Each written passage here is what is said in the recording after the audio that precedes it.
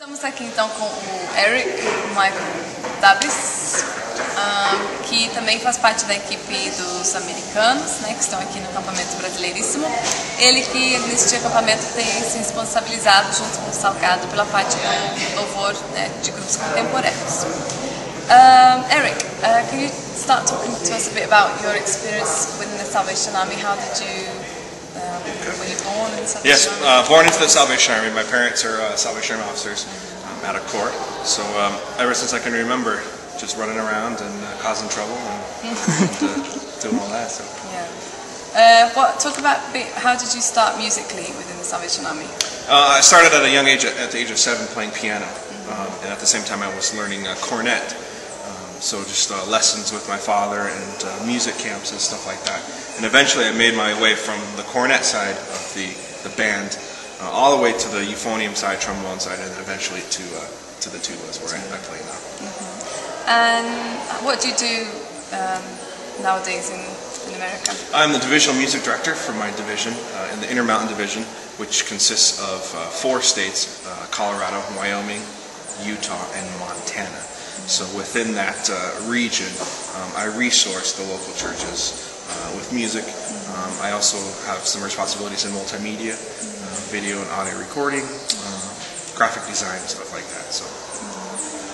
And how do you see the importance of music within the Salvation Army nowadays in terms of worship, helping out in the meetings, in terms of evangelism? I think music is definitely a tool, as if you will, for worship. One of those aspects that certain people have the opportunity to give back the talents that they were given. Unfortunately, in the United States, brass banding is on a decline. So we're seeing a lot of praise and worship groups.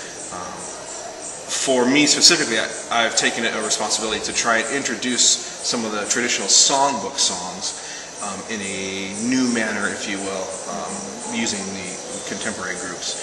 Our songbook has great theology, and that's our heritage, that's our history within the Salvation Army. So if we lose that, where do we go from there? We have no history. So I do a little bit of writing as far as kind of reinventing some of those songs and such, but there are several people within the states that are doing that as well. So here you've sort of like in front of exactly this part of facing like worship band. Yes. Is that personally, is that like a side that you like more, or how do you see that? I think I'm about 50-50.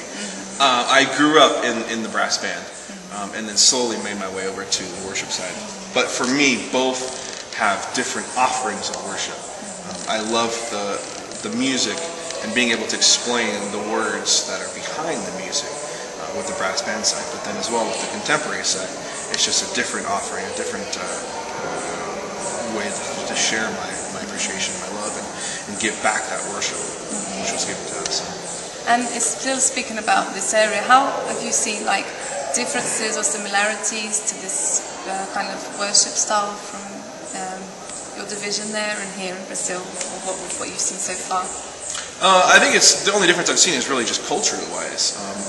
Just some of the rhythms, just the expressions. I mean, it's all. I mean, you can definitely tell. I can definitely tell that worship is worship.